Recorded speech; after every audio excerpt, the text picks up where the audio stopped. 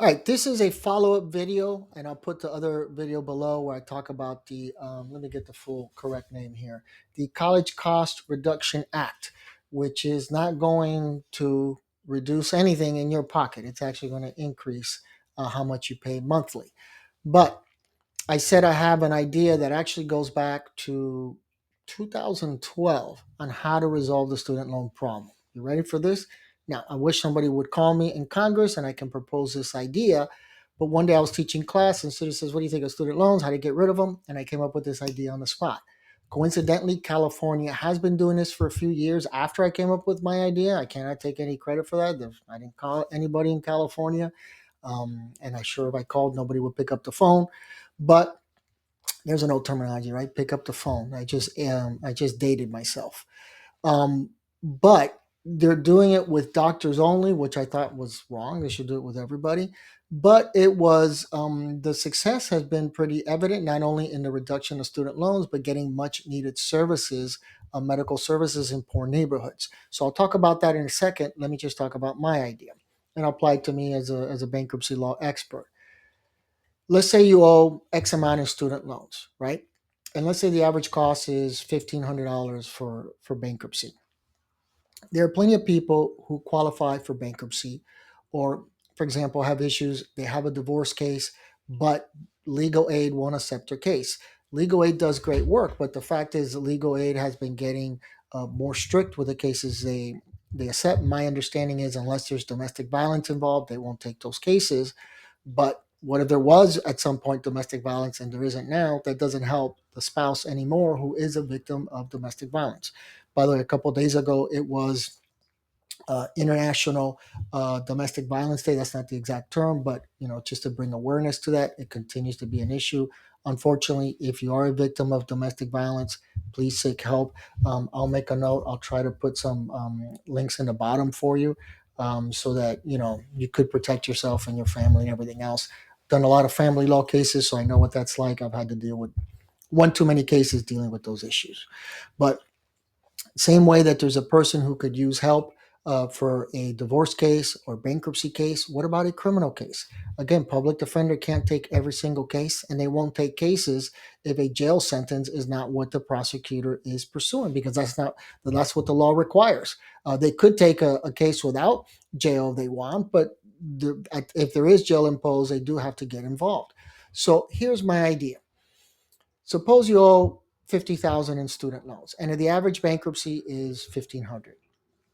What if we create organizations or some sort of government agencies with experts, let's say other bankruptcy experts, who will take an application and confirm whether that person can afford to file for bankruptcy or not. And then it's a clean case, right? Nothing about fraud or anything complicated like that. They just went through some tough times.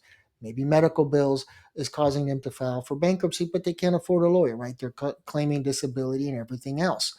What if we just say, well, instead of paying the average, we'll give a flat out $1,000 is we'll give you as a credit, and we'll maximize that amount. I don't care what the number is because we're making everything up in theory. So let's say the most you can do is 10 cases in a year. Well, as lawyers, we have to do X amount of, we don't have to, not every state does it, but there's always ask if they do require it. And some states say, have you done any? And you say, if you do pro bono work. It is hard for us to do pro bono work because we're not getting paid and there are bills to pay. And people get offended by that all the time. But dentists aren't running around doing pro bono work, and the landscaping company isn't doing pro bono work. So it's really based on finances and can you do it? Plus, we have pro bono from our family. So we don't pick up cases from strangers necessarily, but we do have family that we say, oh, yeah, I took care of this and that for them. And, we get credit for it with the state bar, but we can't help someone we don't know. It would just be too much for us to handle.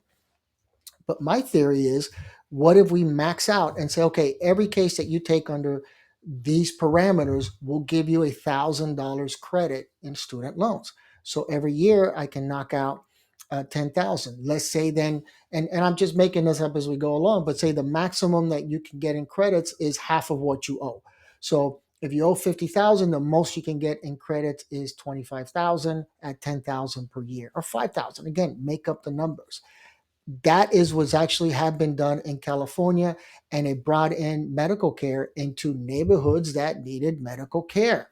There's only so much the public defender can do. There's only so much legal aid can do. So what if we just got a big group of individuals, lawyers, etc., that can come in and do this? We don't have to stop at lawyers. We have accountants who can help with taxes, financial management, financial education. But let me stop right there. It doesn't have to be to my field. What if I want to do something else? What if nowadays, if I was going to law school, I'd probably be attracted to something tech or something environmental, probably more environmental. So it's too late for me now. But what if I say, okay, I'll tell you what, if you do something in reference to the environment, not take a case, but just go down to the beach and pick up trash for 4 hours, you'll get a credit for that. There's people who have to go and pick up trash on their own, or we do it that one day a year, whatever that's called. What about the other 364 days out of the year? Who's picking up the trash? Yeah, the county employees and everything else. There's not enough employees. There's not enough people to pick up this trash. But what if you get a big group of people together who have student loans, especially the younger generation, says, how much credit do I get for an hour that I'm here cleaning up trash? And we say, this is what you do. You not only help the environment, you not only save money to the county, but you also have that individual beginning to get into the idea of giving back to the community. If you look at statistically the numbers that give back, it's always the older generation. They're older, they're kind of retired, maybe they're just trying to buy some time, they're not working, they're bored, so they participate in these organizations. But what if we can get you to start early? What if we can get you early to helping out and what it feels like? I've done it. I used to have a motorcycle ride called the Turkey Ride.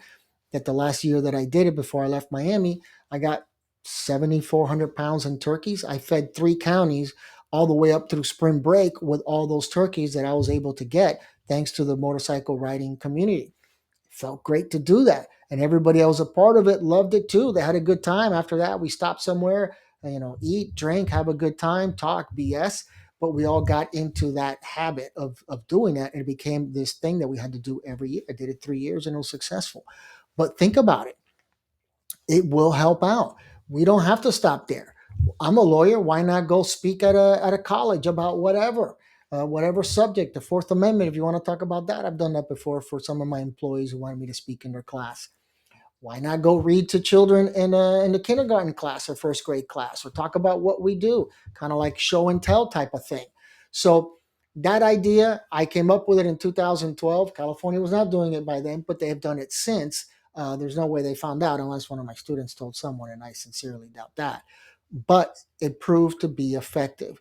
And so rather than dealing with all these issues that we're constantly, you know, um, trying to figure out, how can we pay back student loans? We see now that with the College Reduction Act, that's going to increase student loans. If we get the Trump tariff, that's going to increase 25% out of your pocket based on what he says. Where's all this money coming from, and how are we going to pay back student loans? You can't buy a house now because you have all these student loan issues. I think this is a good way to balance things out, and everybody gets something in return. Again, representing victims of domestic violence, whatever it could be, that profession could focus on to help out. So that's my idea to reduce student loans. Let's see if it ever happens. You saw it here first, right?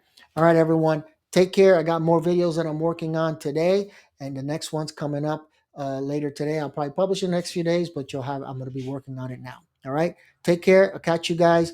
Like and subscribe, and post any comments in the section below. Take care.